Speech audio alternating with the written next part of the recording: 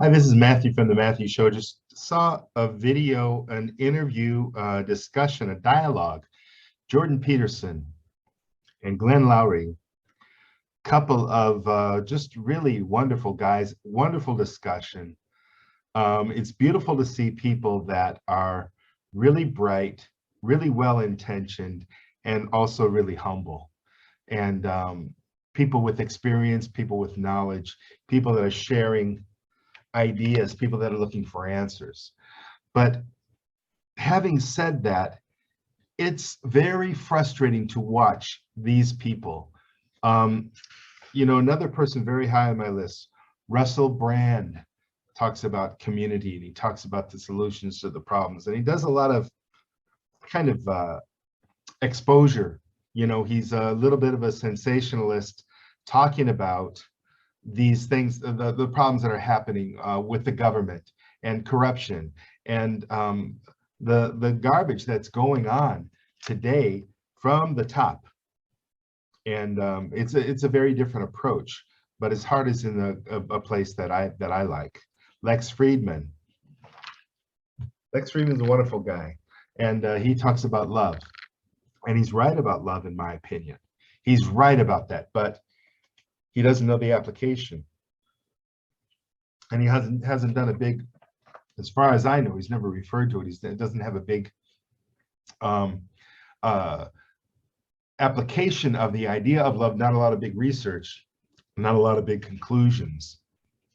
And that holds him back to the application of solutions. But he does see the problems in the world today. Joe Rogan, it's just so darn frustrating. There's no way to get through to him. He's said many times, oh, how can we solve the problem of crime? How can we solve the problem of this? How can we solve? I know how to solve those problems. I do. I know how, because that's where I live. That's what I do. Jordan Peterson, yeah, also very bright guy, very intellectual, high IQ. And they're talking about the problems with IQ in this particular discussion that took place. And they talk about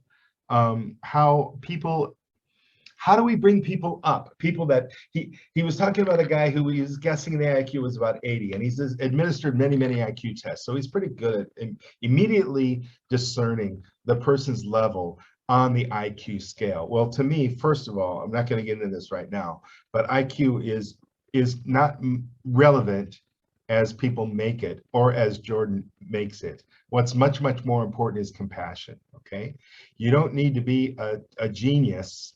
Look, yeah, I mean, to be a good mother or to be a good father. Look at animals. They don't, can you measure their IQ at all? Look at a cat. Look at how they nurture their young and support their young.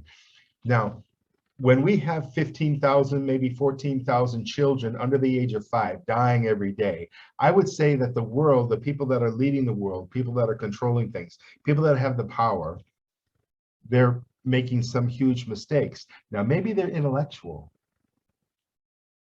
Maybe they're successful in business. To me, that's so completely irrelevant when you have these children dying. How can that not be important to you?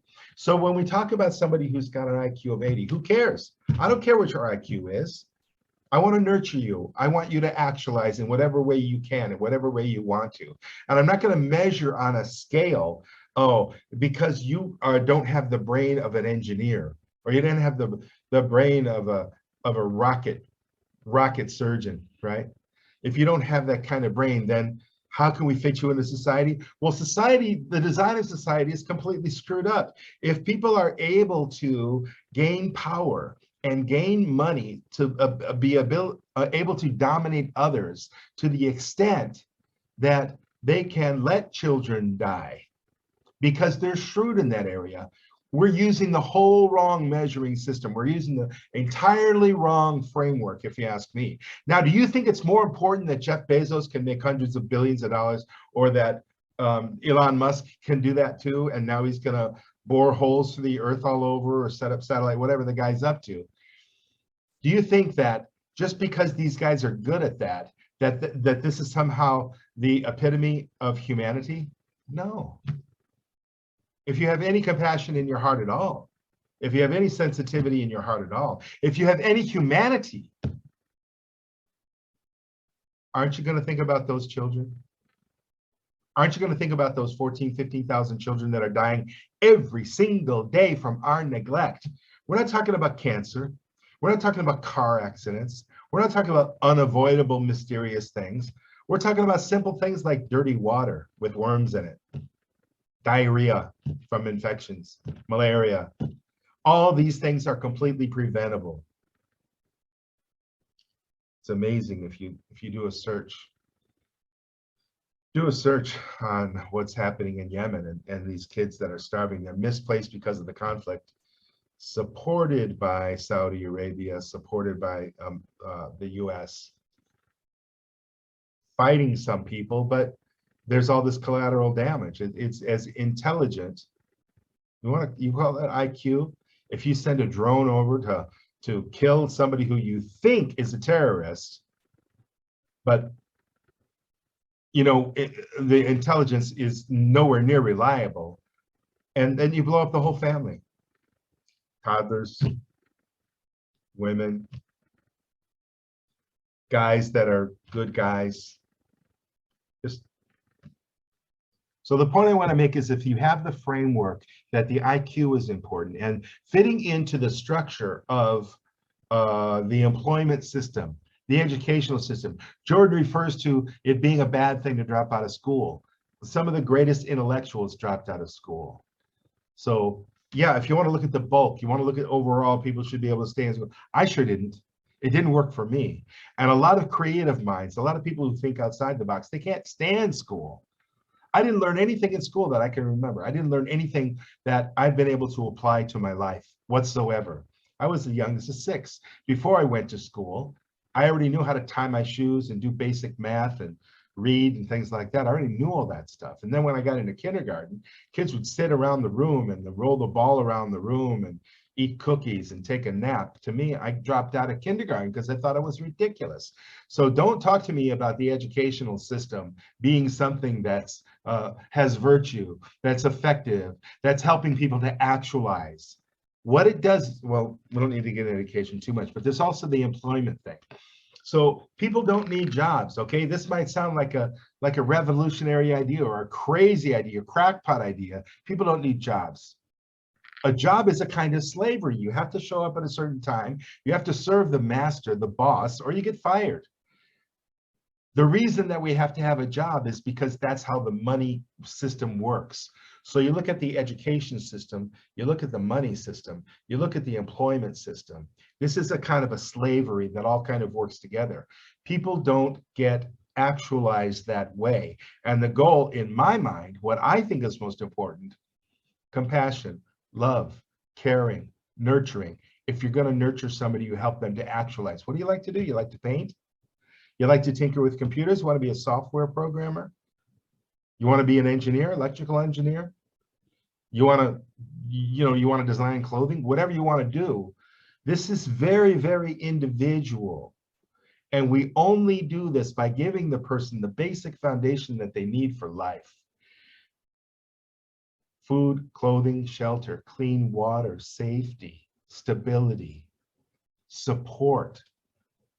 Glenn Rowley he talks about how he got, Jordan says to him, after he went through his whole drug, he was already a professor at Harvard, right? And then went through his whole drug addiction thing, and he dropped out and he had to go and, stay at a facility and things like that, rehab.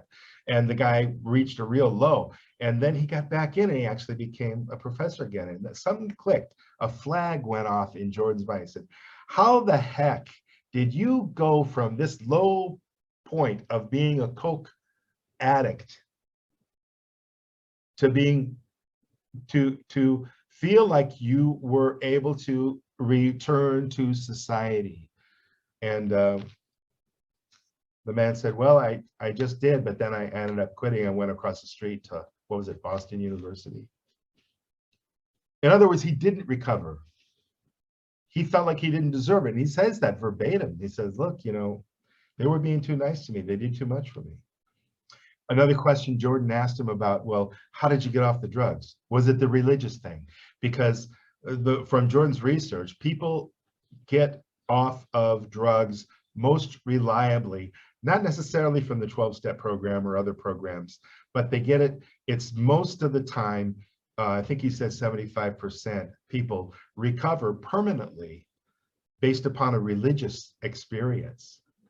And so much of the time, it has to do with Christianity, believing in Jesus, thinking that Jesus is there, he's got your back.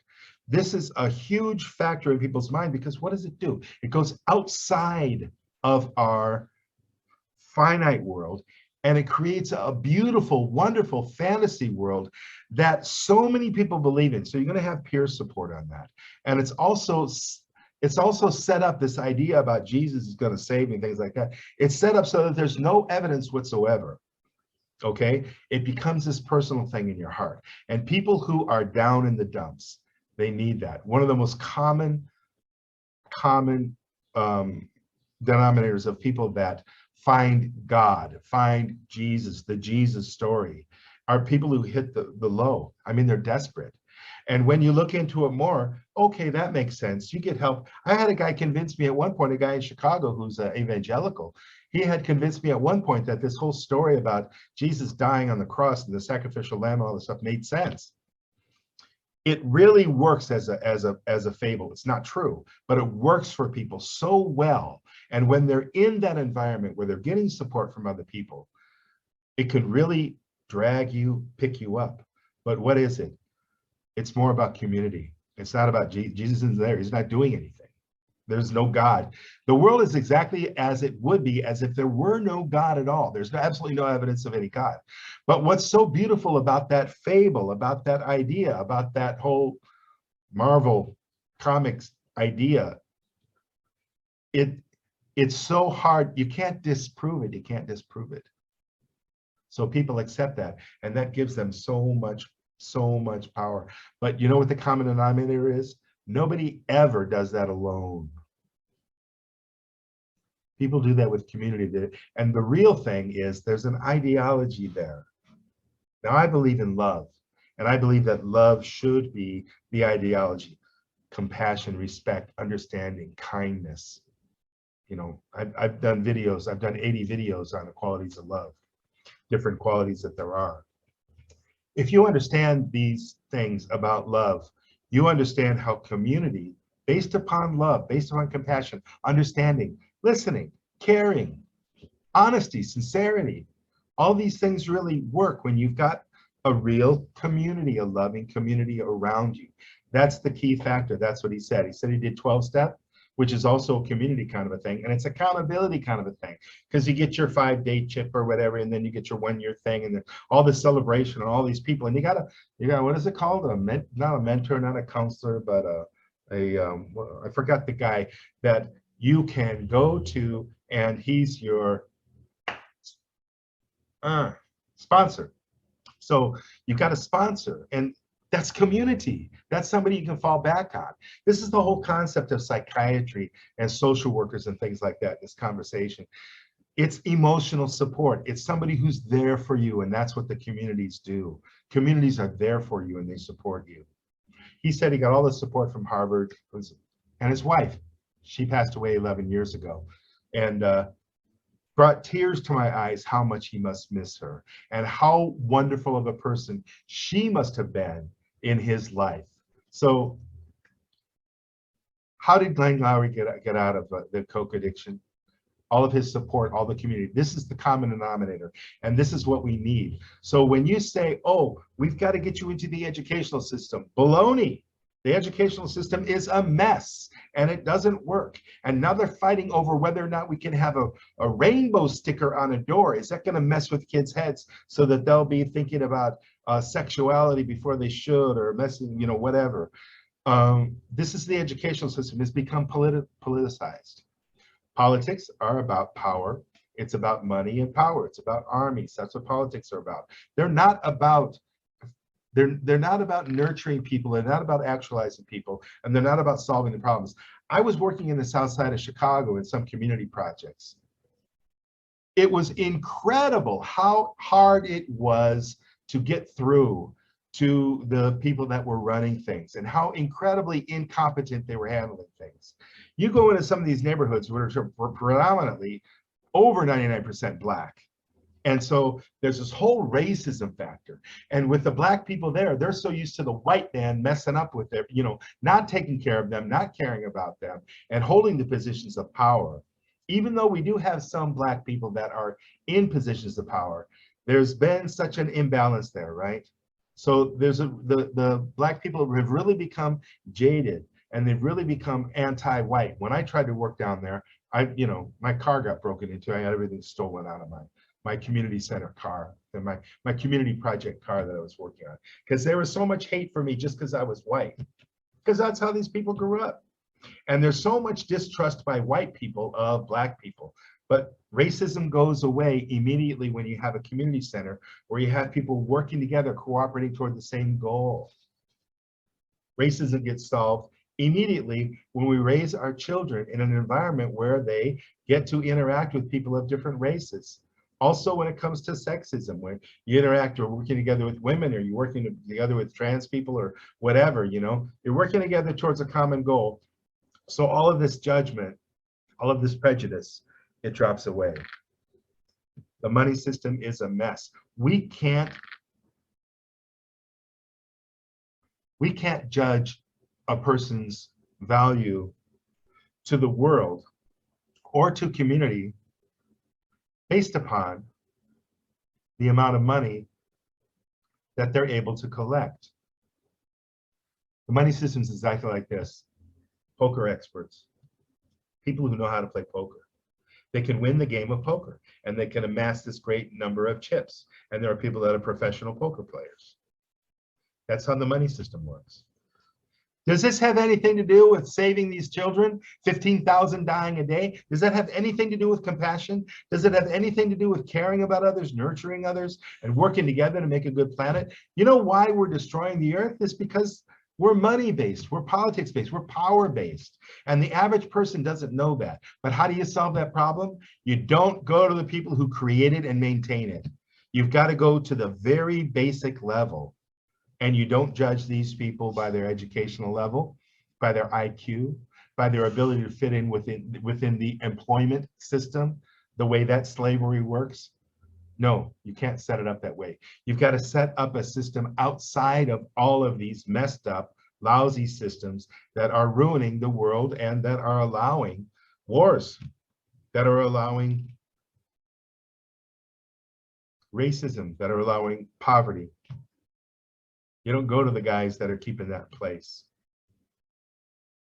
You go to the people at the basic level, and you build community centers, and you build community centers all over. And it's a basic standard way to nurture people, to educate people on the things that really matter in life, and to help people to work together. Big part is cooperation, judgment. These things fall away when you've got an active, well-designed community center that provides shelter, clothing, employment, so that you can make a living. And that's just part of that. There's employment also outside the community center, but you can go there and you get food. So there's a greenhouse, there's a chicken farm, there's a fish pond, there's goats, there's cows for milk or whatever is appropriate locally for you. You can go to the community center, you can help out, and you can survive. You can get help from the community. And that's the solution. And that's the solution that Jordan never talks about. These guys they just hit the wall. They just say, I don't know how to solve crime. I know how to solve crime. I'm telling you right now. Lex, this is the solution right here. Joe Rogan, this is the solution. Okay, this is how we solve these problems. We don't use the systems that are in place, because the systems that are in place have created the problem. We create another system. Okay, let's talk about this. Contact me. Let's have a conversation. Let's have a real conversation, you guys. Thanks. My name's Matthew. This is the Matthew Show. It's April 22nd. 2022. It's a Friday, and it's 22 minutes after 4 p.m. here in Thailand, Chiang Rai. Have a wonderful day. I love you.